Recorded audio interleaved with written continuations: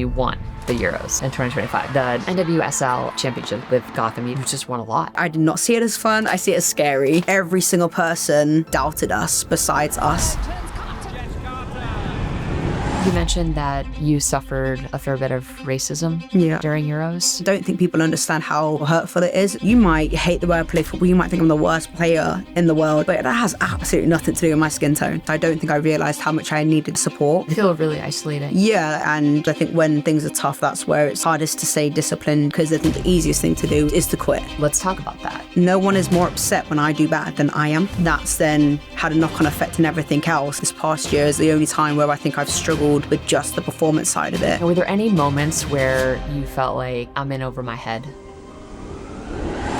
What is that one or two things that allow your teams to show up as your best selves? The togetherness that's required when you're on that pitch, I think, is the most important thing. A lot of players I've played with that I don't get along with, they're not my friend, but they're my teammates. I know that when I step foot on that pitch, I will have their back for whatever they need. Tell me a little bit about your partner, Ann. You guys have been teammates and partners through basically your entire career. That's a good question. I think that it's No way. Yeah. There was some interesting Lioness controversy. Let's talk about that.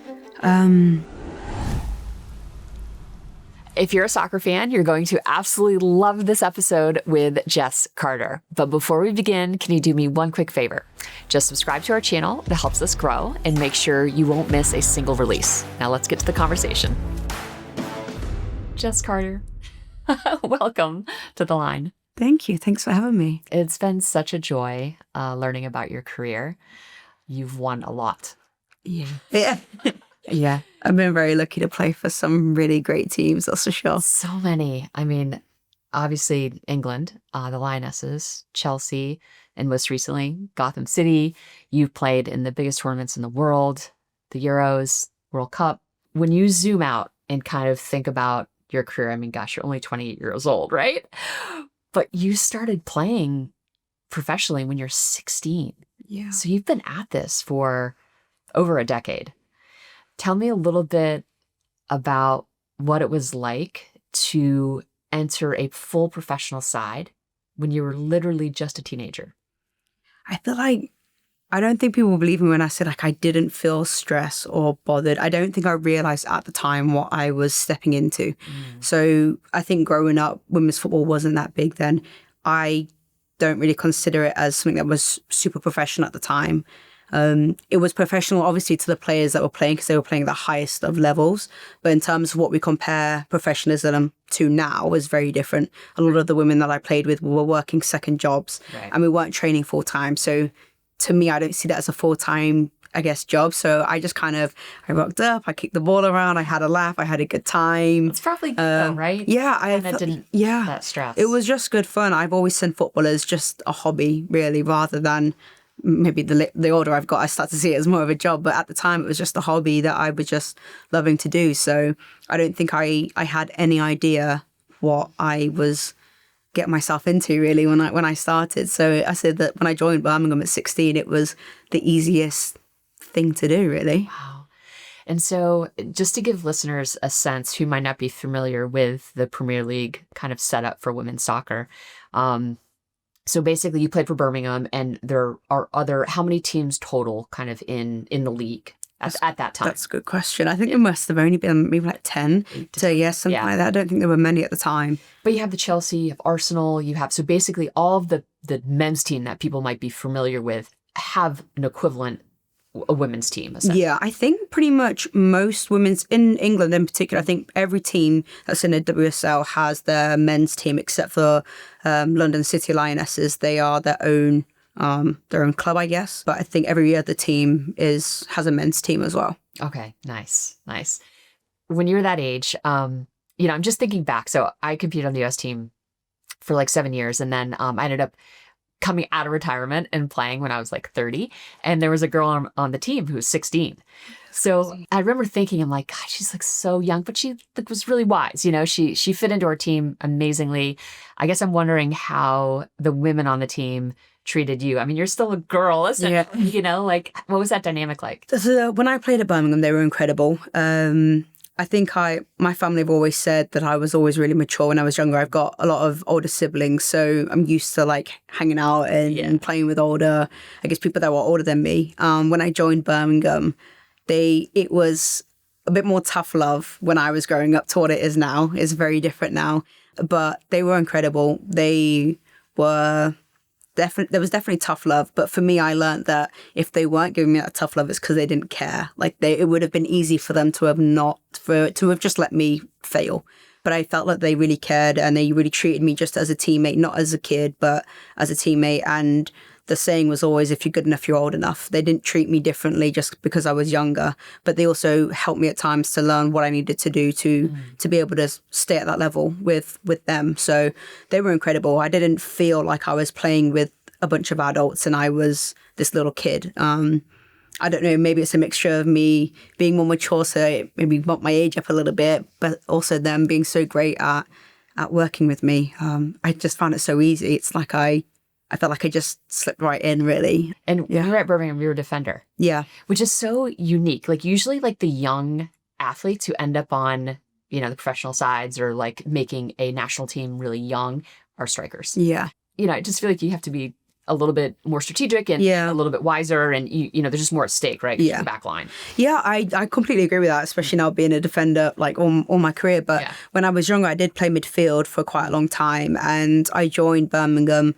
as a midfielder, and it kind of just gradually got I'd say demoted, but maybe it's also got me at this level. But I was playing midfield. We had a Champions League game coming up, and my friend Meg, she was a defender playing left back, and she got injured, and the manager just kind of put me there, and we had a friendly a couple games before, and he was like, "Oh, if you do well, you'll play there."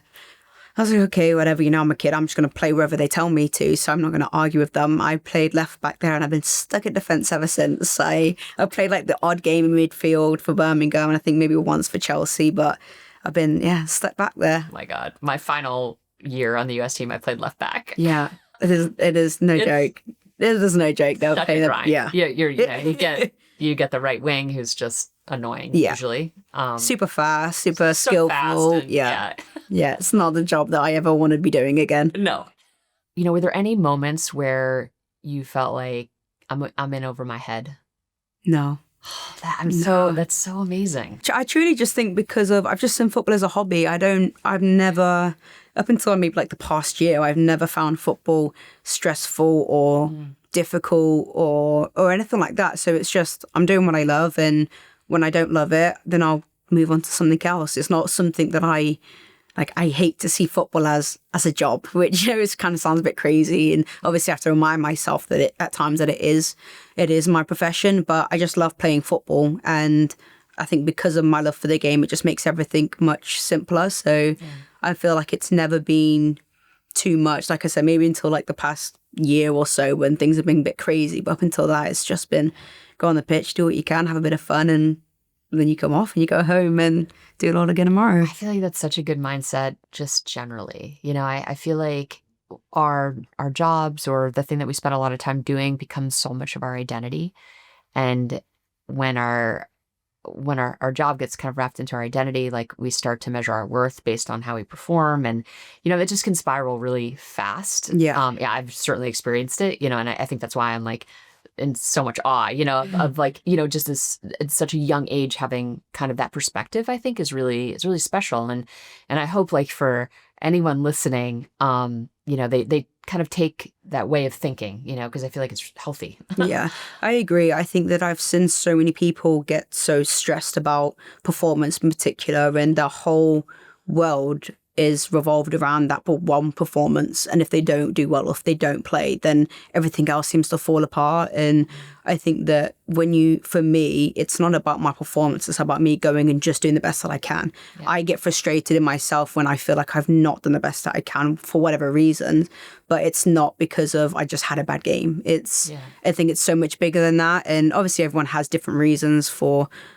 playing football and doing this at the biggest stage. But I just think, when just enjoy it, go out and have fun. You can literally only do the best that you can. You cannot give any more than that. And it'll be good enough for some people and not for others. But I think it's just as simple as that. And when I've like when I've been in a place where I think, like I said, this past year is the only time where I think I've struggled with just the performance side of it, that's then had a knock-on effect in everything else. And I have to remind myself to go back to just go and do what you can, and it'll either be enough or it won't. Yeah.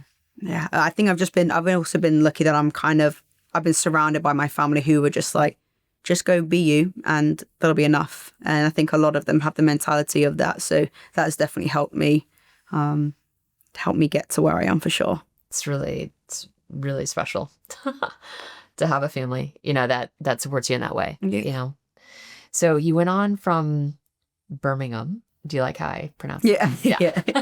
Birmingham. In Massachusetts here, we have all sorts of like funky, like, the phonetic, like how it looks like it's spelled, and how it looks like it should sound. It's not the same as a lot of Birminghams. Yeah. A lot of Birminghams. So you went on to play for Chelsea. What was that transition like, and how did that all come about? Transition was kind of crazy. Emma, I think, reached out to my agent, or Chelsea reached out to my agent, and I was like 19, or maybe even before when I was 18. But I think maybe the first time it was just not the time, maybe. And then when I finally chose to go, it was I was 19, I think, when I joined them. I felt like you can't give that kind of opportunity up. Yeah. Some may say it was... At the time, were they top in the league? Yeah, I think so. So we just played them, I think, around that time, it was still Chelsea and Arsenal were the top two teams. So yeah, when I joined them, it was just like, I can't not really. I mean, some people might have said it was crazy because I was so young, I'm not going to play there. It was a star-studded team, that's for sure. And you were about 18? Yeah, 18, 19, I think, yeah. So it was, to a lot of people, could have been very stupid to go. But I went, joined, and the first season was just like, it was fun, it was a good laugh. But I quickly realised that if I was going to stay at Chelsea, I had to hugely up my game, not necessarily on the pitch, but from a professional point of view. Yep. I was young, didn't know what being professional meant. There were a lot of people at Birmingham that I could look up to for more, like, to be more professional, but I didn't know I had to. I didn't know I needed to. And how do you, when you say be more professional, what does that mean you're not doing? I know you have a little bit of everything, from eating right to going out to... Like, what for me, professionalism was, I go to training, and the 2 hours that I'm there, I'm on it. I do whatever I'm told I need to do. I train hard, and then I go home. The moment I left the training... 22 hours. Yeah, that is completely it. The other 22 hours of the day is where it will make or break you as a professional athlete, I think. And when I went to Chelsea, that was where I learned how important the other 22 hours were. I wasn't fit enough. I think that... just youthfulness got me through at Birmingham, because I wouldn't say I was fit. It was just that I had youthful energy to just run around. And then when you get to Chelsea, you've got players that are technically far superior, like just as far strong and fit on top of that. You're not going to get a look in. So it was that side of it that I had to massively change if I was going to stay at Chelsea. And that took it took far too long for me to, I think, realise and to get myself in physically a better place so that I could be relied on for 90 minutes, game after game after game. For me, I always believed that my ability as an athlete, it was just, as a defender, I always believed in that. It was just like everything else that really kind of had to come together. And that took quite a long time because I don't enjoy the other sides of being an athlete. I just like playing football. I don't enjoy having to be super disciplined and having to think about what I'm eating, drinking, when I'm going to see my friends, or when I'm going to sleep, or the other side of it. I just want to kick a ball around. So, I know. And it took me friends at that level. Yeah, like you just can't wing it. Yeah, exactly that. You can't wing it. And I think it took me probably 2 years at Chelsea for me to be in a place where I was maybe able to be relied on a little bit more. And I think the first year maybe got away with it. I was young, was new coming in, but then second year you can't get away with that anymore. Yeah. Your teammates hold you accountable in a way that you feel a responsibility. Yeah, and even if it's like not teammates saying something, it's the fact I'm seeing the most elite women in the game delivering every single day in training, staying for hours after training to get massages, do whatever extra stuff they needed to do, and it never made sense to me. I was like, why are you not going home? Training's done, just go home. And I think seeing them at that level every single day is what made me, I guess, have to push with that. And Emma being a manager who is it's about winning. And if you're not here and contributing to the team to win, then you're kind of no good to the team. Yeah. So I think that was just a culture where the demand was to be the best of the best. And if you weren't going to be that, then bye. So yeah. I think that I had 2 years there where I didn't really play, maybe even 3 years where I didn't really play much. I knew I was just kind of there as a training player. And I think for a bit of that, I was fine. I was like, oh, I'm here at Chelsea. Like, I'm not really, like, play me, don't play me. I'm still here. I'm still having fun. I'm still getting to train with the best. And then I think after a while that started to be like, well, maybe this isn't enough anymore. Yeah. What was that moment where you were like, you know what? Like, I'm gonna try I get asked this quite, I think that I get asked this quite a lot. To be honest, COVID, as I know, as awful as it was for so many people, for myself, I was able to use that because we had to be off from training. So I was able to use that time to really knuckle down on my nutrition and get probably the healthiest that I've got, the fittest that I've got in that lockdown break. Wow. And then with that came, I think, like I said, at training, I was doing fine. I was defending well. I was doing my job well. But it was, if you'd have brought me onto the pitch, you probably knew, if you started me, I probably had to come off for 60 minutes. I just didn't have the stamina at the time. And then I think that the third year for me was quite a tough one because I believed that I was good enough to be playing at that level. And you did the work. And I was doing the work. I truly believed that I was in a better place and doing better than what some of the other players around me were doing. I was aware that my profile wasn't as big as some of the other defenders I was playing with, but I knew that I was capable of performing and being at that level. I wasn't really playing. There was a lot of other stuff that was going on in training that I just felt like I wasn't appreciated or valued enough. And it kind of got to a point where I was just like, I don't care to impress anybody. I'm going to play me, don't play me. My contract was up at the end that year.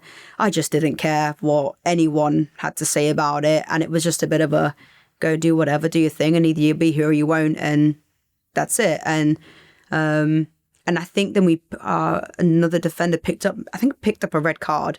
I think another defender had an injury and I ended up playing against, I think it might have been Bayern Munich. So this is your third season? Yeah, my third season. How far into the season was it? Yeah, I think it was like halfway through. I think quite a way through. Yeah, I see it as there wasn't really anyone else to put back there, but a lot of my career has been made off of other people's unfortunate misfortune from injuries or red cards. It's going to be ready. Yeah, exactly that. And I took the opportunity and then I played pretty much every single game for the rest of that season. Wow. I was actually just about to sign a contract to, I think, go to Everton at that time. Oh. Chelsea were happy to let me go. I was going to go there. I'd spoken with Everton and it was decided I'd just not signed. And then I finished off. We had a little bit more of that season. I was playing consistently. I was doing quite well. And Chelsea offered me a new contract extension. And I thought there was just everything else was telling me to go. I'm like, why am I staying here? But I just had a little belly feeling of just this isn't it. I feel like I've got more to give, and to prove to myself that I'm good enough to be at this stage because I knew I was. Yeah. So I ended up resigning and then staying another 3 years and started to become a bit more of a consistent player for the team. Amazing. And was Emma your manager the entire time? Yeah, the whole time I was there, yeah. I'm aware of her because of her work, or I think she had a lot of innovative ways of thinking about how to train women in particular. Yeah. You know, just recognizing that women are different from men, you know, need maybe different types of protocols or different ways of thinking. How did that land for you in terms of some of those different training methodologies? I think what Emma's done for the women's game is incredible. And the work that she'd done at Chelsea to bring in female health specialists was incredible. I don't think any other team had done that at that point. And recognizing the fact that we needed that was amazing. I don't know many other managers that would have pushed and pushed and pushed until they'd got that. So I think that really helped. It definitely helped me. And I know it definitely helped a lot of the other girls. So I think recognizing the different types of training we might need at certain times, or it's not even necessarily changing it, but understanding why sometimes we might need something different. Or if I'm maybe underperforming consistently in this phase one of my cycle, could that have anything to do with my cycle, or is it just that I'm having a bit of a shocker Yeah. in that moment? Like I definitely think paying attention to that and listening to female health specialists to understand the female body so much better is definitely something that I think that she really paved the way in. I think men can learn a lot from that too. Like when you think about the factors of human performance, you've got the internal load, external load, both of which you can monitor with technology.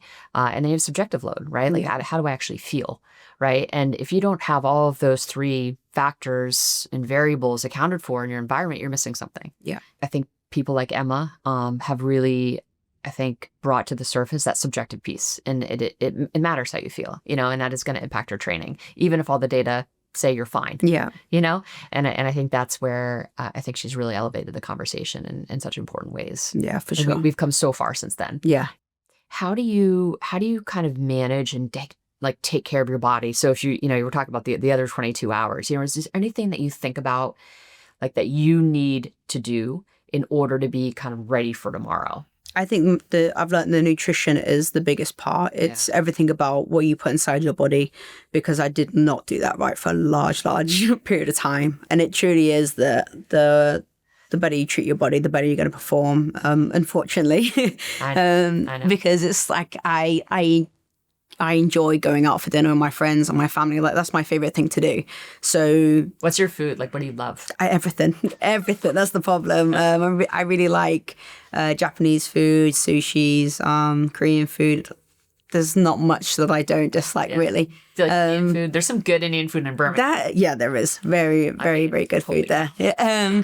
So yeah, I think that's just the biggest thing I've learned, and just taking the time to rest. And I think because of where I get my joy is going and socializing and doing all these things, it's then naturally, okay, great, I go have a great time, and now I'm exhausted tomorrow and I've got to get up for training. And I think it's that side of it. But I definitely think nutrition is the biggest thing, I think. Makes a huge difference. Yeah, I think that when you get to a certain level, like you could get away with like not having great nutrition sometimes, and you could definitely, once you get to a good level, I think you could get away with some things for a period of time, but it's not sustainable over a long period of time. And it's competitive. Yeah.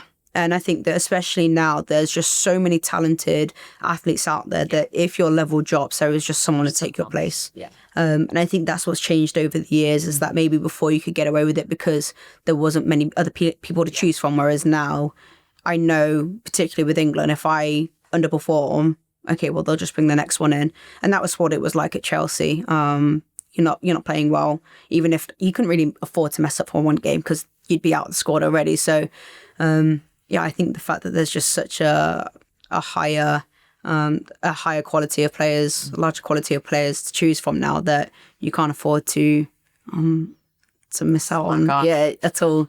Can't slack off at all. So, what year did you make the national team? I have no idea. You were like 20. I think I made my debut, I think still when I was still quite young. I might have even still been at Birmingham at that point, I think. So I think I made my debut then under Mo Marley when she was interim manager, and then I didn't get selected for the national team for quite a few years, and then I didn't properly go back until Serena took over, maybe 5 years ago. I don't know how long she's been there now. Maybe 5 years ago. 2020, basically kind of COVID-ish. Yeah. So I think around then. Yeah. So and then since Serena's been there, I've been in consistently with her. From our perspective, we underperformed quite a lot throughout the tournament. Yeah. So I think that's just... But you made it through. Yeah. I think anyone probably would have put their money on... Anyone that's not in that England dressing room would have put their money on Spain, I think, to be honest. Wow. And what was their strength? Just technically, technically they're incredible. Win 1-on-1. Yeah. I like when you have teams that... It's the same in hockey. Like, I feel like if you... Like, their comfort level on the ball is just... It's unmatched. I don't know any... Like, I think I'd be intimidated to be playing for their team because they are just so superior on the ball, so confident, so composed. Yeah. Every player is super technical. And you can get so much depth and spread out when you know that players aren't going to dispossess the ball. Yeah. Yeah. Who did you have to play against? I actually played centre-back throughout the Euros for most of it. So it was Astaire, my Gotham teammate, actually. Yeah, that's who I played against. And wow. Yeah. And you had played one season together? Yeah. Okay, nice. Yeah. So what was that like? Yeah, no, it's fine. It was fine. I know Esther. She's a great player, great person.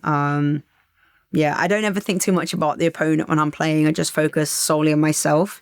But of course, I know her strengths, so I think that maybe helped me a little bit as well. How do you describe your game?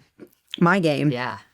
I like to think defensively solid. I think quite physical. I think I like to try and read the game the best that I can. I like to think that I'm hard to beat most of the time anyway.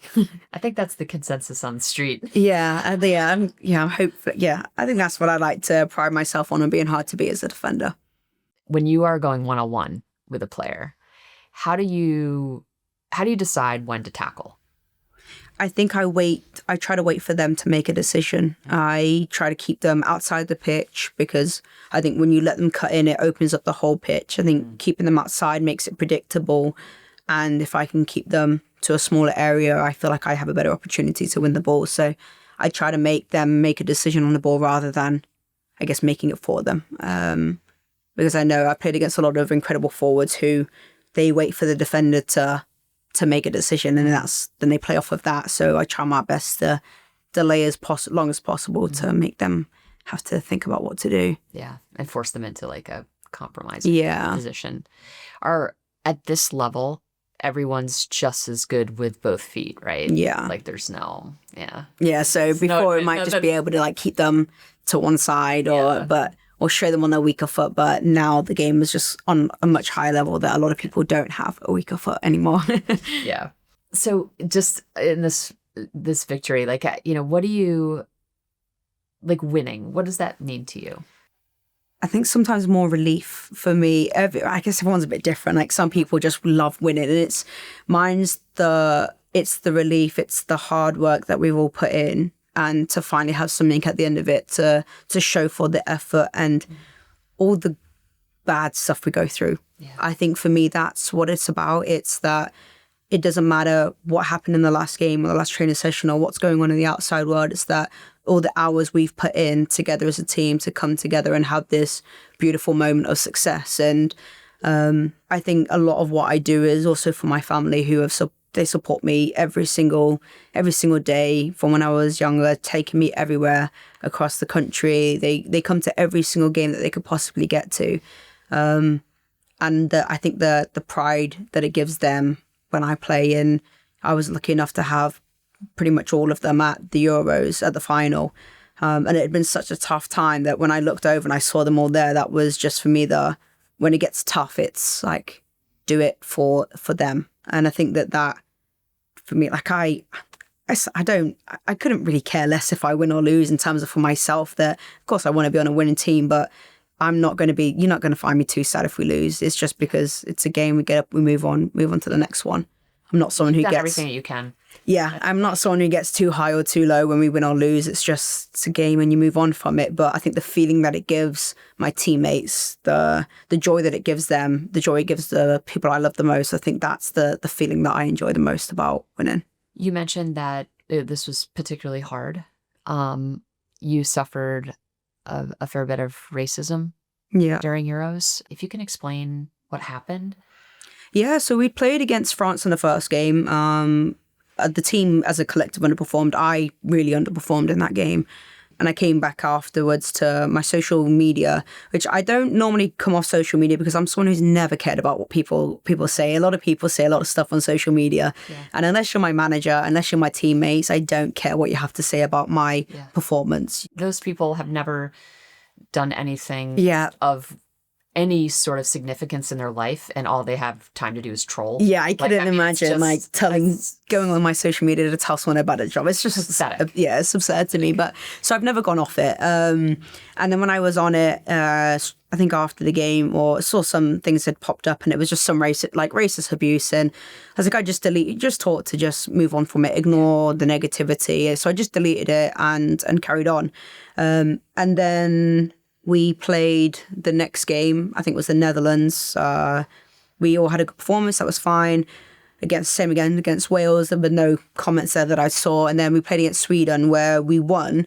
But I'd contributed to the 2 goals that we conceded. I made a mistake, I think, for both of them that led to the goal.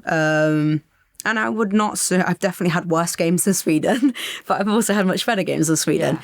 And I came back to my phone and I hadn't even gone onto my social media, so it just popped up on my phone and with more racist comments. And my sister was sat next to me. She just kind of saw my face drop and was like, what's happened? And I showed her, and then I just kind of left it. And then when I got back to the hotel, I spoke to the social media team. I said, how do I report comments to social media, to Meta? I think it was on Instagram and Twitter, and how do I report those comments? So they showed me how to do it, and that was for me we were just going to leave it. And then they kind of, I think it was the next day or later on that evening, they wanted to see what more they could do and everything. I told my other sister, who had in the previous Euros ran my social media for me, so I didn't have to do any of that. And I told her about it, and she was like, "Are you going to say something?" I said, "Well, no, why would I say something that?" And she was just like, she said, "You should speak up about it." And I said, we were getting a lot of scrutiny because of the way we were performing. I said, we didn't need any more negativity on us as a team. I definitely didn't need any more attention. And she just said, if this was, my 2 nephews or my niece or LJ, Kiara, the girls of colour at England, she was like, what would you say to them? Or how would you want to come across to them? And I said, well, of course I tell them to speak up because it's not okay and they should be supported and people need to know it's not okay. And she's like, well, there you go then. And so I spoke with the media team at England. I spoke with the leadership team. And I said, look, I'm thinking of just putting something out there to say coming off social media and the reason why. But how do you feel about it? Because I don't want to bring any more negativity to the team or anything like that. And straight away, they were all so supportive and said, absolutely, we're going to say something about this and we're going to take a stand because it's not okay. And until you say something, until you do something about the abuse that so many of us face, and it's just getting worse in the women's game, that nothing is going to get done about it. And we all, we've been taking the knee for however, I don't even know how long now. And I personally think it's lost its value. And the team were just so supportive from the get-go. And the one thing I regret is not saying something earlier, because I don't think I realised how much I needed their support. I'm not someone who, it's not that I won't ask for help, but I can do a lot by myself. So I will ask for help when I need it, but I didn't realise I needed it. Yeah. I didn't realise I just needed to know that they were there in that kind of moment, or my family were there. And I feel really isolating. Yeah, and I think at the time when I went into the Euros, I wasn't feeling so confident in myself as a player as I normally do. So the comments, along with the lack of confidence, and they just completely made, I think it contributed to me mentally, my performance as a whole. So I wish that I'd spoken up before, because as soon as I did, I felt so strong again from having had those conversations and feeling that love from them. So yeah, my team were amazing. What message do you want to put out there to the people who are frankly, not evolved? Yeah, that's the way to put it. I just think just be kind. I think, we're all there to do the best that we can do. Mm-hmm. And that is all. That you might hate the way I play football. You might think I'm the worst player in the world, but that has absolutely nothing to do with my skin tone.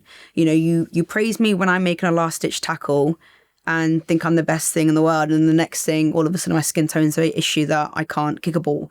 I think that it's not necessary. I don't think people understand how hurtful it is. It's not just the same as name calling or just being a bit mean. It's that you're attacking my whole identity. You're attacking who I am for no reason. You don't know anything about me or what I've had to do to get here. And I think if you wouldn't say it to me in the street, why would you say it behind a computer?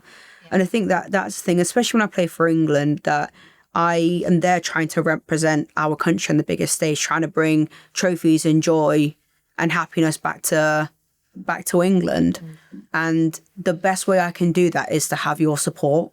So why would you want to tear down your players that are trying to do that for you, whether it's racism, whether it's homophobia, whether it's just shouting abuse because you just don't like us? That's not going to help us win for you. So I just think, just be kind. You wouldn't want your family members being abused every single day that they're trying to do their job. So don't do it to people that are in the public eye. It doesn't make any sense. I can't figure out why people feel the need to shout abuse to anyone, really.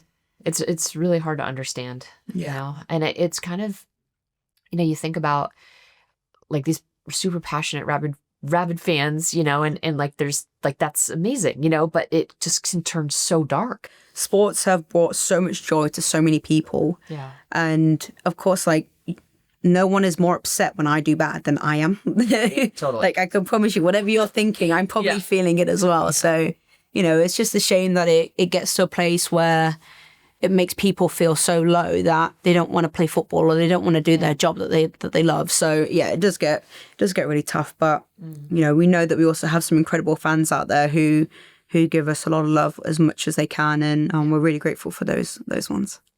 I think too, like part of your message, you know, is just you don't have to do it alone. Yeah. You know, and I think that getting the support of your teammates is awesome. You know, when the chips are down, like knowing that you can count on your teammates is kind of everything, you know. And when you like zoom out and think about like all the winning that has happened on the teams that you've been a part of, you know, what is that, you know, one or two things that seems to be present across these teams that create conditions that allow your teams to kind of show up as your best selves? I think it's that when you get on that pitch, you know your teammates have your back. Yeah. I think there's players a lot of players I played with that I don't get along with. They're not my friends, they're my teammates, some of them. But I know that when I step foot on that pitch, I will have their back for whatever they need, and vice versa. I think that's the biggest thing. And sticking together, I think that when it's getting tough on the pitch, your manager can't fix everything. The fans aren't going to fix it. You've got to do it yourself. And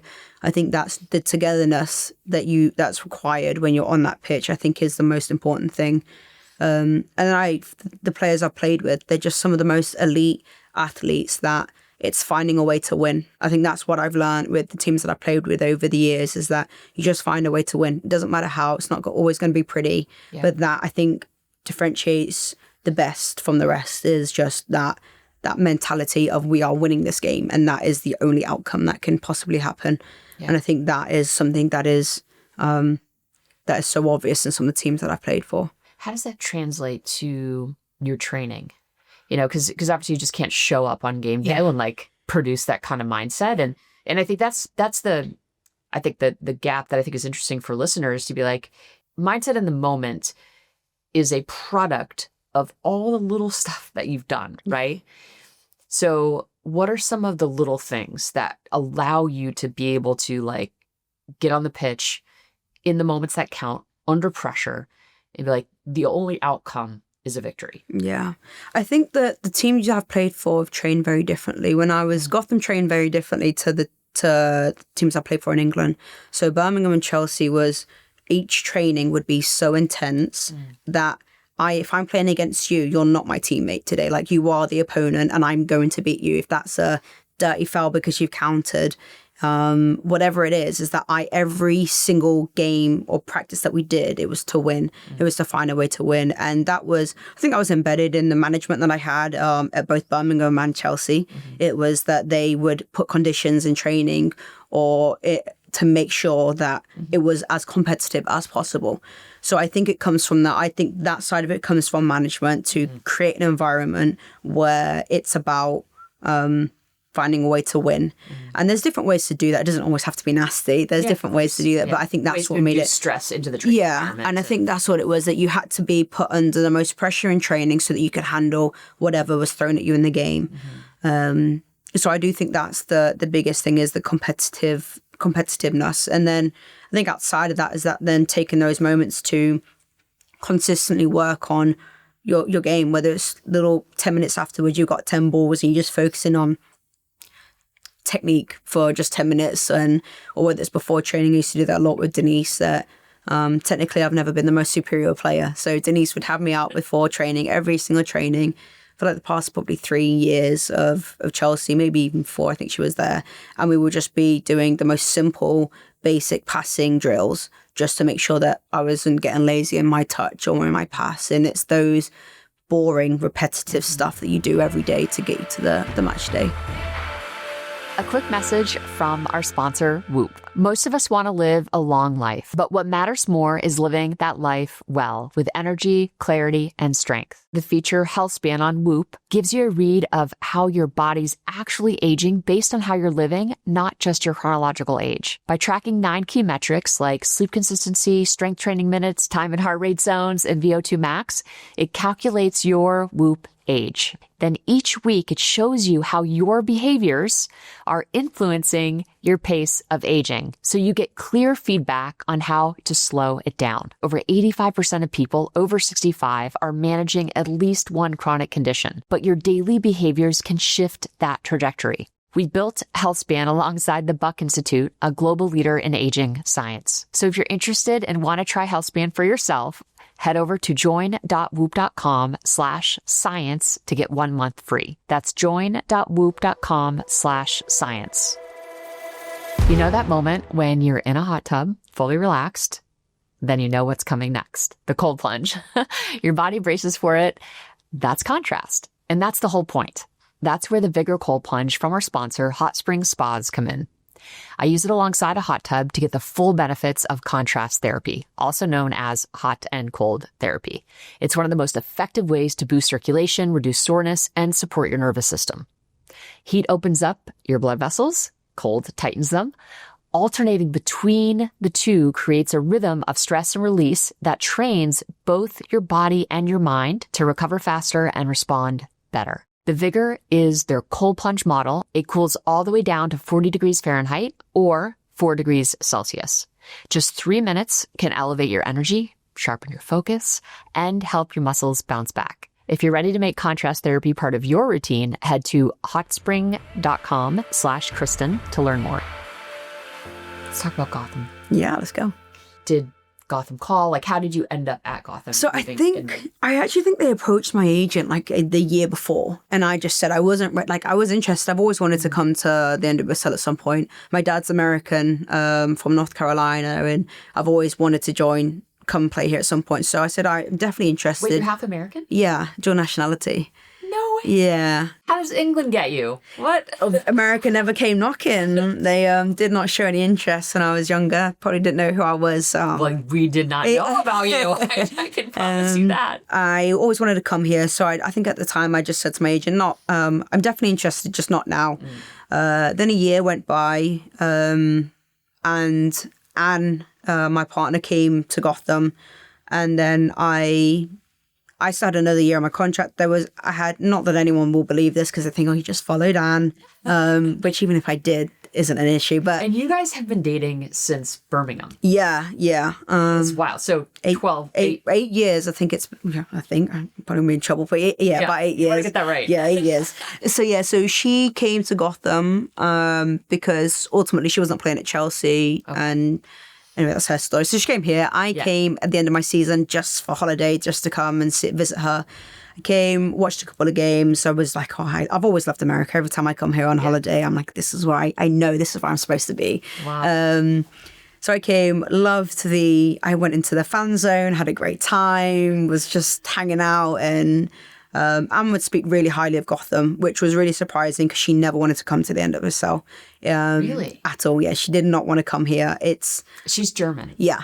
The culture is very different here to Germany, sorry. So I was expecting her to come home very quickly because it was just a loan, and her to not want to be here. And she spoke really highly of it. And I met a lot of the staff and the players at the time, more the staff, but there was no football talk. I just saw them because they were in the same room as Anne. Everyone was so friendly, so welcoming, so polite. Players' families were. It was just a really happy, friendly place to be when I was just sat watching Anne. I went home. I came back again for another holiday. And I think it was just those moments of just being in and around the environment, from watching the games to experiencing New Jersey, New York, and just being here. And on top of that, then hearing what Anne had to say about Gotham. And I just asked her one time, I said, do you think I'd actually like it in the NWSL since you played here? And she was like, Jess, you would love it. I absolutely love it, for considering, obviously, she knows me very well. So she's like, everything that you love about life and sports and football is what you would enjoy about here at Gotham. So I messaged my agent. I said, like, do you think Gotham would still be interested in a conversation? Or, and then they were. I met with them. And meanwhile, that was a recruiting trip, to be clear. Like that. Maybe it was them, but maybe I was just so blind to it. But they didn't make it obvious at all. I didn't speak one bit of football or anything with them when I was here. Really was just here to watch Anne play and see her. Yeah. And then when I ended up speaking with Gotham, like I'd even gone back, I think told my the general manager at the time, which is Paul Green. He was like, when Anne left, he was like, are you wanting to go? I said, no. Like, I'm like, still got a year left at Chelsea. I'm going to stay here. I said, for whatever reason, if I change my mind, I said, I will come and let you know. I'd like to think I'm quite a direct person. So if I'm not happy here, or if I want to leave, I will just come and tell you. Yeah. And then I spoke with Gotham, and then they'd kind of done a presentation for me where they do. And a lot of teams tell you about how amazing you are and why they want you there. And the presentation what they'd presented was just so real and honest about where they were as a club, that it was a work in progress. We were split in training between like 2 facilities. And they showed me some like clips and kind of why they wanted me, but they also showed me actually quite a lot about what I needed to be better at. And I was like, okay, well, that's a way to get a player to tell me like what I'm not good at. And they showed where they saw me and how they think they can make me better. And fit into their structure. Yeah. And I think a lot in my career, of course, I know that I'm not technically as gifted as a lot of the players, but it's always been, you're a great defender, like great at defending, well done, good job. But it's not been as much, I've been told you have to get better on the ball. But where I think that Juan just made me, he really truly believed that I could be really, really great on the ball. And the way that Gotham play is a lot more kind of fluid than I've ever experienced before.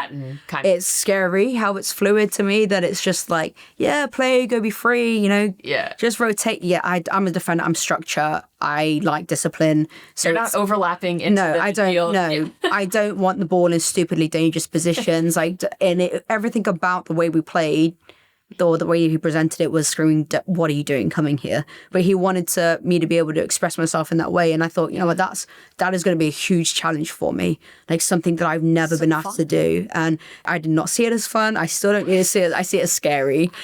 I really loved speaking with them. And straight away I knew, this is where I want to come. And I went back and I spoke to Paul and I said, I want to leave. And I think that I'd fell out of love with Chelsea and what I loved about being at the club. That feeling wasn't there anymore, and I was just ready for that new change. A new step. Love it. And now here I am. So it's interesting that you were dating Anne all during Chelsea. Yeah, during your time at Chelsea. So Emma, when she was at Chelsea, she had said openly that players should not be dating one another. How did maybe her thinking evolve? Or did it? I don't know. I didn't have that personal conversation with her. I thought personally it was a really ridiculous comment to make when so many of your players were in relationships, and I think it was a big generalization. I think she was putting. I think it was just a very. I think it was something you like. Let me word this in the right way. I just think that it was something that was said that wasn't really well thought through. I mean, you're affecting a lot of the players in your team, and I think that wasn't really, it didn't feel very supportive, and I think it felt like a bit of a generalization. And I don't doubt that they could have an effect, but it could also have an effect because I've got good friends in the team, and when you treat my friends like rubbish, that has a bigger impact on me than anything else. Then Anne can handle herself. Like, I don't care if you don't play Anne. That's not my issue. I don't even care if you're going to play me or not. Like, Anne will do her own thing, and that's not, when I go to football, Anne is not my partner.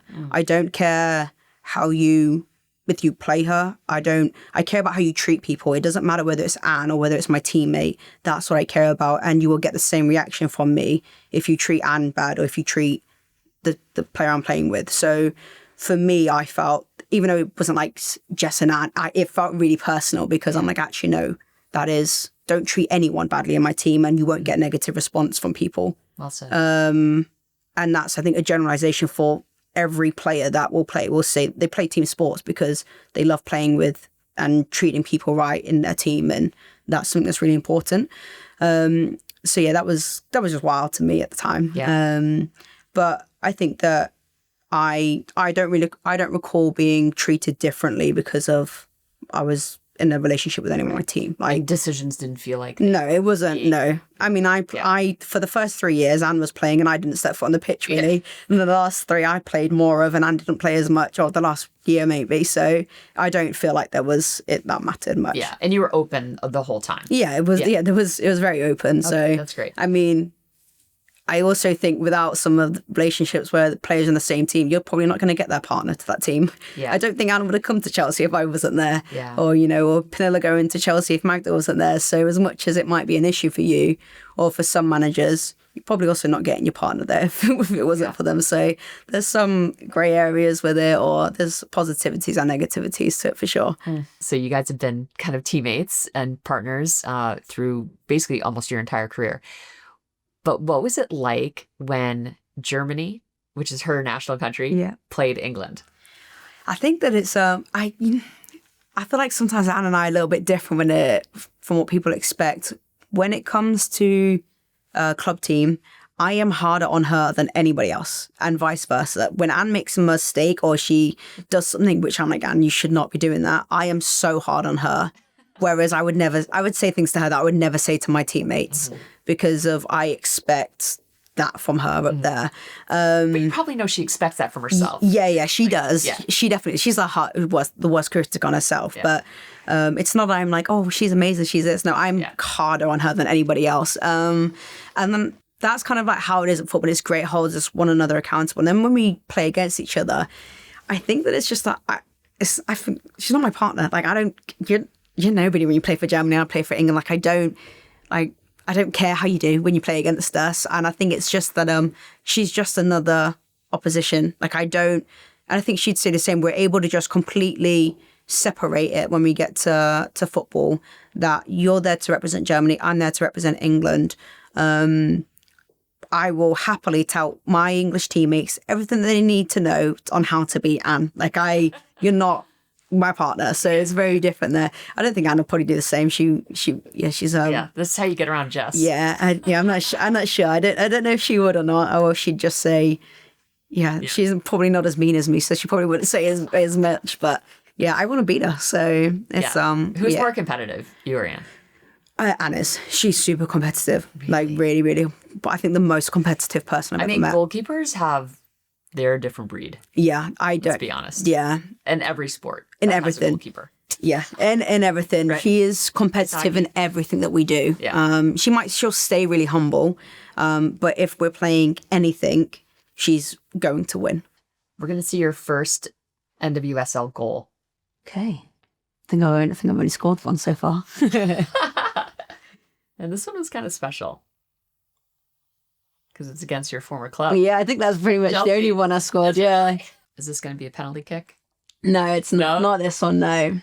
You're overlapping into the... I was up for a set piece, and I'm never up for set pieces, so I do tell them to put me up there.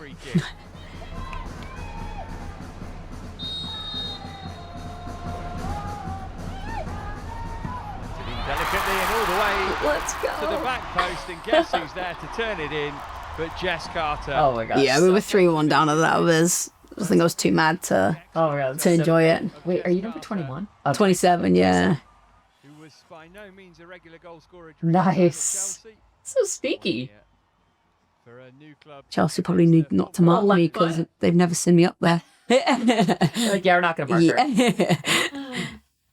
I'm super interested in understanding, like, what are the differences playing in London versus New Jersey?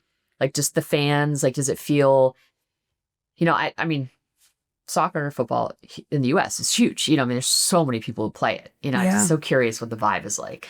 It's really interesting. It's very different because it is huge here, but at the same time, it's not in comparison to a lot of the other sports that are here.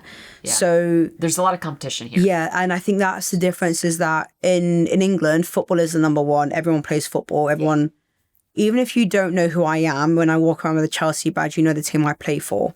And through the Euros with the Lionesses, it's that we're a lot more players, English players, were a lot more recognisable in England.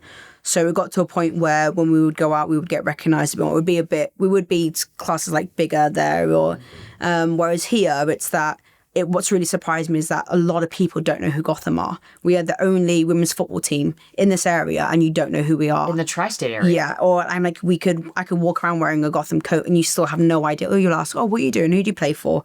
Like, how do you not know? So it surprises me that as big as it is, it's still not that big. Yeah. So, it is very different in terms of like I think the crowds we get here are incredible. I remember when I first came, sort of said, oh yeah, we only get 7,000-8,000. And when I was at Chelsea, we would play at a smaller stadium called Kings Meadow, I think, which only held like maximum 5,000. We would barely sell that out unless it was a huge game. It was a small stadium, and we'd won the league like 5 years in a row. We were the only English women's team that were consistently in like the latter stages of Champions League. We couldn't fill out our stadium every single game. That might be very different now. I don't know. I don't follow them anymore, but that was the case then. And we would only get huge crowds for huge games when we would go to Stamford Bridge, the men's stadium. So I feel like now even though we play Gotham play at a huge stadium, so sometimes it can still feel kind of empty. Yeah. But to still consistently get 8,000 fans, I think is really great. Yeah, so I think it's awesome. Amazing. So I think that is different to when I played at the time. But I think the expectation, maybe it's the expectation of the club that I was at Chelsea was so high that the only thing that mattered was winning, and if you weren't winning, it wasn't enough. And of course, like at Gotham, they work just as hard as Chelsea do. They do everything, but it's not just about winning. We want to win, but it's about the process. It's about the day-to-day. It's about you as a person a lot more rather than the business. The fans are so nice. So so far, I think that I've had a couple of bad games or bad moments for Gotham, and I'll go and sign stuff, and everyone is so friendly and so grateful and like, well done, good job all the time. And that's not something that I was used to in England. I think not just myself, a lot of people face a lot of abuse, scrutiny, criticism in the UK, in Europe, in general. I think it's a lot harsher than what it is over here than what I've experienced so far. I've also only been here a year. Yeah. I love to hear that. I wish we could get the folks in England up to speed on how to treat players, and maybe we can get you playing for America. Yeah.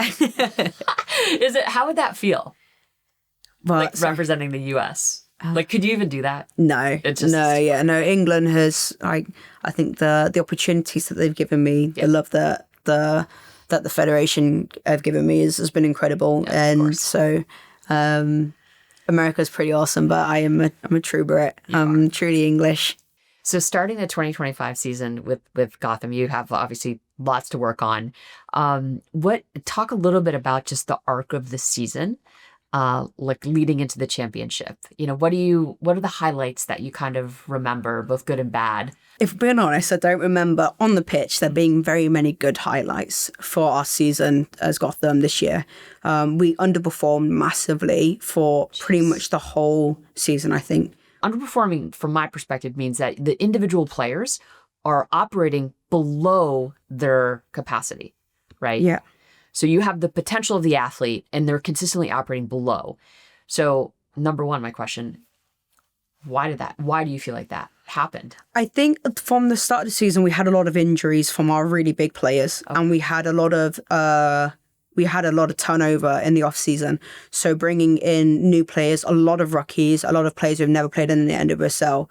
So trying to get us all playing one way when we and one set of tactics are all on the same page, I think took a very long time. I think it took far too long. So I think that's how it started.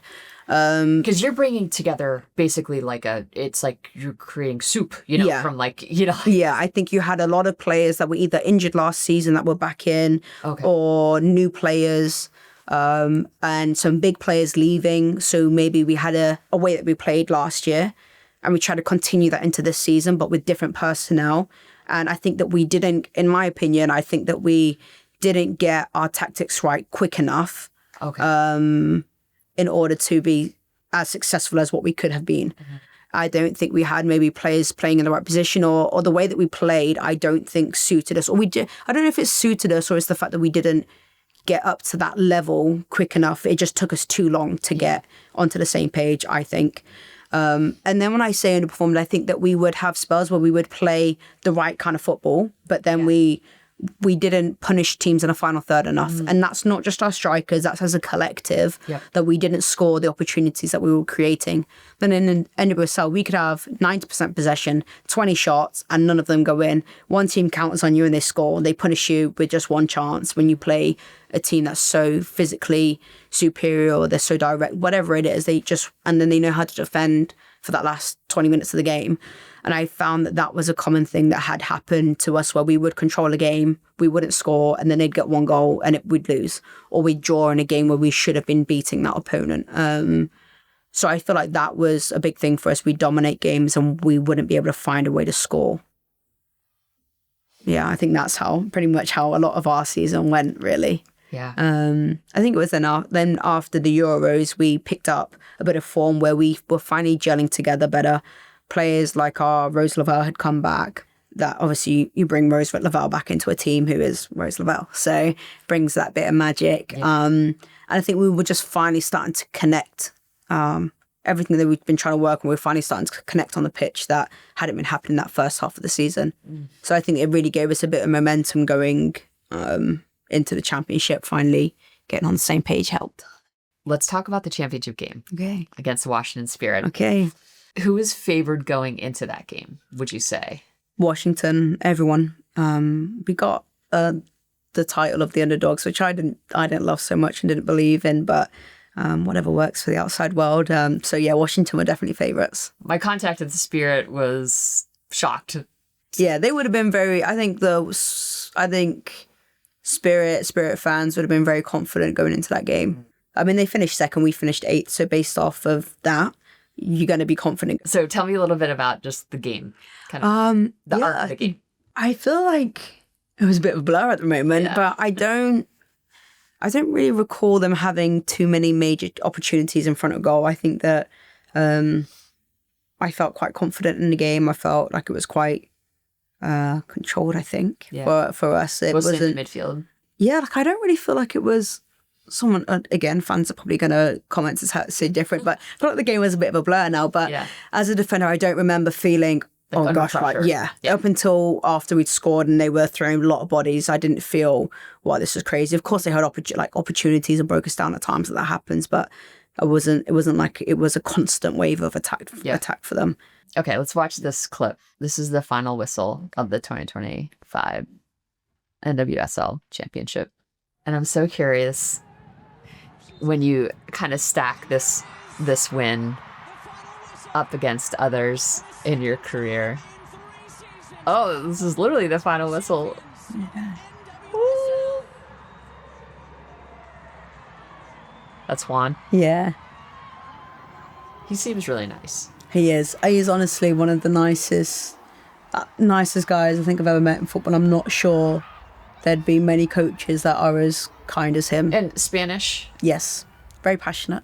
You've been a part of a lot of victories. How does Gotham kind of stack up to some of the other big wins that you've had across your career? I think that was, I'd say it's up there with some of the other trophies that I've won, because I think that I really just love playing for Gotham and the team and the people that are there.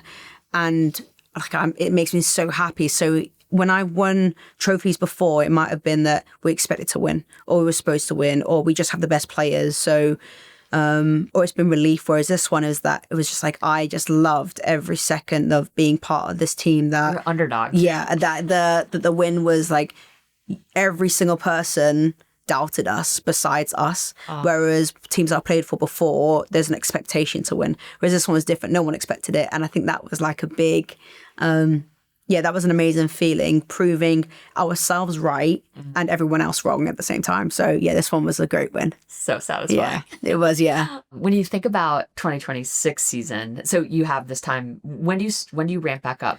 So we everyone will have a different off-season plan now. So some of us will continue training and have a bit of a break. Some might take a break now, and then train building back into pre-seasons. But we actually meet up and like the 2nd of January. So we don't have much time off this year because we have another competition that starts quite early next season. Okay. Season start. So the NWSL season, I don't think starts until March, maybe March. Yeah, I think something around there. March, maybe end of March going into April. But we have, I think, something called like the Club World Championship, which is the winners of the US here, European Champions League, maybe South American, something else. Like I can't even. There's four teams in it. So there's 4 teams in it, and I think it's the first time this has ever happened in the women's game. So fun. It is. I'm really excited for it, but at the same time, we'll be going into it from the back of an off season. Yeah. So we aren't going to be fully fit, fully ready to go like your teams like Arsenal, who will be in the partway through their season still. Oh, so they actually have like. They pick back up. Yeah, so they 2 parts. Yeah, we finish now, whereas they will keep their season continues up until like May time. So they play from September to May, whereas we're like March to November. So yes, it is long. Yeah, yeah, it is. It is a lot. So yeah, but it will be something exciting. It's the first time it's ever happened in the women's game. So yeah, hopefully it'll be something exciting. So there is some interesting Lioness controversy as of late. One of your teammates, Mary Earps, published an autobiography and she criticized some of the players and coaches. I'm just curious, and your manager specifically, Serena, how do you think about those moments? Like what happens on a team stays on a team, and like there's kind of a code, and when someone violates that code, it just is super destabilizing and disorienting. It would be for me. And I'm not projecting my, but I'm curious, like, how do you think about that? I think firstly is that I've not read the book yet. So I think that I've got it and I'm really excited to read it. But I've not read the book yet. So I think it's hard for me to, my biggest issue, right, with some of the things that have been said about the book is that so many people had a lot of opinions before the book had even come out. So I'm like, you hadn't read it. You don't understand the context. Yeah.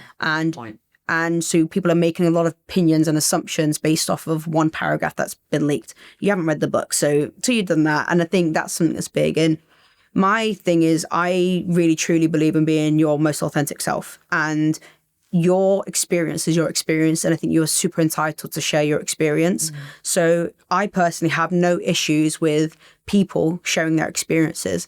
And some of them are good, some of them are bad. And that's the way it's always going to be, that we're not all I wouldn't sit and pretend that everything is amazing at all the teams I've been at, because it's not. Yeah. So I don't have an issue personally with people saying about their moments. I think that people just focus on the one negative thing or 2 negative things that were said in a book rather than all of the other positive things. But as humans, we like to nitpick and focus on always the negative stuff rather than the other however many pages are in Mary's book about all the good stuff. So I personally don't have an issue, because I think that Mary isn't in the team. So we need to focus on who is in the team. Yeah. And I think if we let outside noise creep in, whether it's an ex-player or a fan, then I think that's a bigger issue than anything else. And what we have to focus on is the players that are there and what we can control.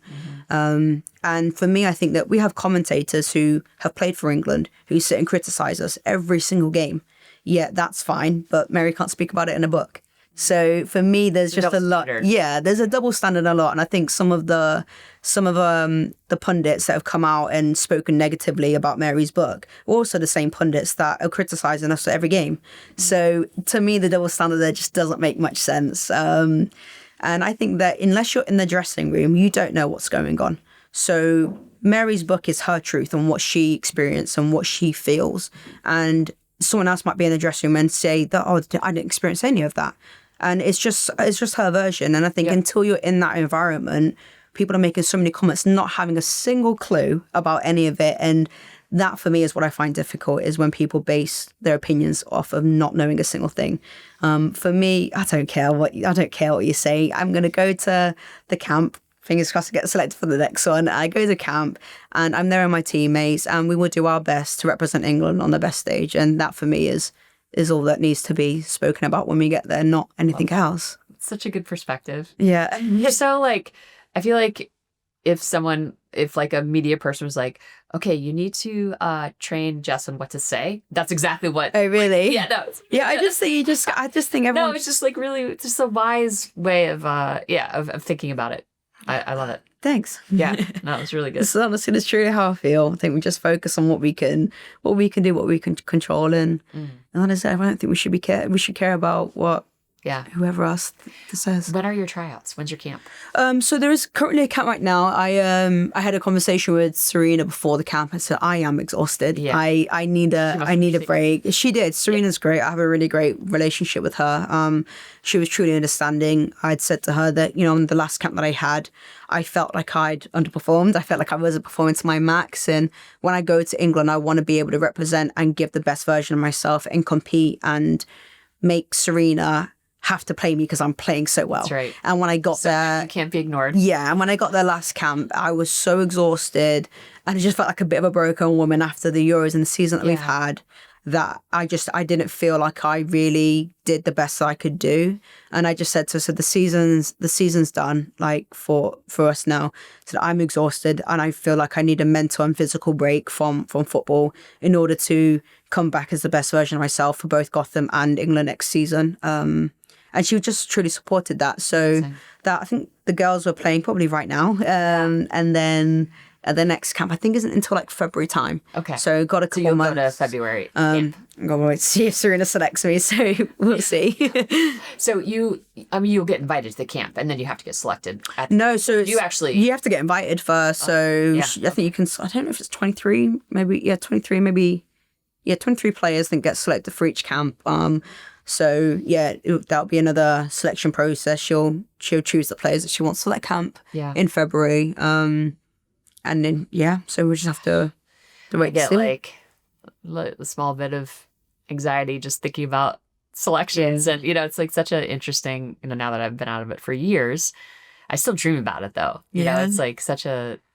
You'll see when you retire. Okay. It's like. It's still in your dreams? Yeah, okay. The anxiety does not leave. I'm like, Do you feel like that enthusiasm to kind of do the work, mentally, physically, emotionally, like is still there? It is, but it's not just as easy as, I just love playing football, so I'm able to do everything. Yeah. It's, as of like I'd say the past year or so, I have to consciously remind myself, you have to do this because it's your job. Not because of just, I just love doing it. It's that when things have gotten really tough, whether it's your personal life, whether it's football and whatever it is, that I'm where I want to just like not take certain areas of it seriously or do things properly. I maybe do that for a couple of days or a couple of moments and I have to go, actually, no, you need to do this because if you don't, these are going to be the repercussions of it. So that has happened a lot this year where I've had to constantly battle with myself to say, no, tell myself why I need to do it and that I need to stay consistent in certain areas. Because I think when things are tough, that's where it's easiest to just let go of things or hardest to stay disciplined. And this year I've had to spend a lot of time trying to fight being disciplined. What do you love most about the game? I think I love playing with my teammates. I love just that feeling of the togetherness of that. That brings me a lot of joy. And just playing football, I think it's something that's so exciting, from the discipline structured side to the fluidity, the way you see people express and the different types of talent that is in there, that you need so many different types of people, from the personalities to physical, technical attributes. The game has such a wide variety of people in it that I think you don't get to meet in the outside world. And getting to play with those players and on a daily basis is something that's so beautiful, and meeting characters and becoming friends that I would never be friends with in another world. Totally. Players that I couldn't be more different from as people. Like even my best friend is not the same as me. And it's like we wouldn't have been friends before if I'd have not met her through football. So I think that's something that's beautiful. I love that. For, parents who might be listening who have kids, or if, younger kids are listening to this conversation, what message would you want to give them about life or sport? I think for kids, just to be yourself. Don't let the outside world try and change you from who you are. I think that you is just beautiful enough. And if you love something, just go for it. And if you listen to other people and let them tell you that you're not good enough, you're not going to succeed in anything. And I think to parents, just be supportive.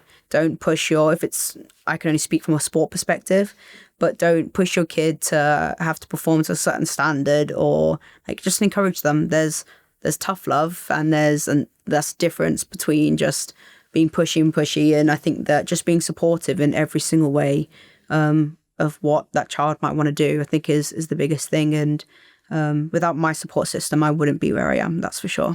Yeah, I love, you've mentioned it several times, but, just how your support is unconditional. Yeah. It has nothing to do with how you play or the outcomes. Like, it's just because they love you. Yeah, and I think as a parent, I think a lot of parents forget that they're not coaches. They think they're coaches. Yep. But I can assure, like, on the moments when my dad tries to tell me how to play football, that's when I switch off, because my dad cannot kick a ball to save his life. So if he was going to be, if I wanted his coaching methods, I would have asked him to be a coach. So I think parents need to remember that they're parents. They're not coaches. They haven't played the game at the highest level. Mm-hmm. And until you've done that your advice from that perspective could be just be a bit more supportive. So the whole, premise of the show is this idea that, we're stepping over a line, in a new territory potentially, or, just anything in your life where, you're trying to practice being that version of yourself, and you kind of have to constantly, like, in an intentional way, kind of step over the line. To meet that intention. And so curious, like, what do you feel like that line represents in your life? I'm not sure if this is the kind of angle that you're going there, but I feel like just the showing up every single day when things are the toughest, when it's so easy to crawl into a ball and switch off or give up. Yeah. And it's that knowing that you have a higher responsibility in terms of whether it's showing up for your loved ones, showing up for yourself, your teammates, whatever it is. It's just knowing that it's just finding a way to turn up when you're at your lowest. And I think that's the hardest thing to do, because I think the easiest thing to do is to quit. I think that's the easiest thing to do sometimes, or to just not try and to look for external excuses. So trying to find the reasons why you should show up. And to be able to do that, I think is the toughest thing to do. When you have to dig in and think about your why, and you described it a little bit, now that things have shifted, and it's more of a job in some ways, and but I think that's pretty typical of most people, and not a bad thing. I think we're all trying to tap into our why so we can generate motivation and energy for kind of the tasks, and I think for some of the things that maybe are a little less desirable, but are a means to an end. You know? So when you are thinking about your why, what does that conversation to you look like? I think it's changed over time. I think that now I'd say my why is my future. My why is what do I want my future to look like? Is that it's it's my own family that I want. It's the security that I want for myself, and for myself, for my partner, for any future children that I have. And I think that is my why. It's making sure I deliver now so that I can have the best for me and my family later on down the line. I think that's what it's changed to now. It's beautiful. I found her to be very wise, and I think she's got a beautiful perspective on competition. She started playing professionally so young. She's 16 years old, playing for one of the top clubs in England and frankly in the world. I think what I loved is just the arc of her career, going from Birmingham to Chelsea to Gotham and playing for her country, the Lionesses. Like, she just has this really robust football career that, and as a result, she's just has lots of different experiences, So I think getting to sit in and hear how she's evolved as a player, how she's evolved her thinking, as an athlete, and as a person, she's had lots of different obstacles that she's had to overcome during her career, and playing, not playing, just abuse online, you know, for poor performance so, you know, she's just dealt with a lot, you know, and to kind of hear her perspective on all of that, it was really was really fun. I think anyone who certainly is interested in football or soccer, as we say in the US, is going to be super interested in Jess's career. Anyone who is looking to maximize their potential as a human being is going to take away, I think, some really important insights.